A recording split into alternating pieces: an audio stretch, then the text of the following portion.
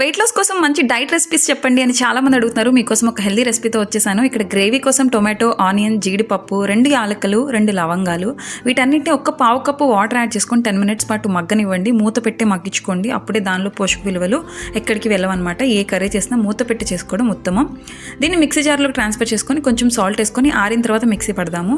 ఇక్కడ నేను vegetables carrot, బంగాళదుంప, green peas and sweet corn తీసుకున్నాను.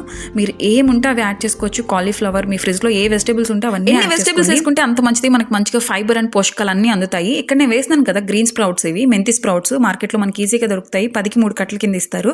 కంపల్సరీ తెచ్చుకోండి అండ్ డైలీ డైట్లో ఇంక్లూడ్ చేసుకోండి. ప్రతి కర్రీలో తిరగమాతలో వేసుకోండి. టేస్ట్ బాగుంటుంది అండ్ మంచిగా వెయిట్ లాస్కి మంచిది అండ్ డైజెషన్కి మంచిది.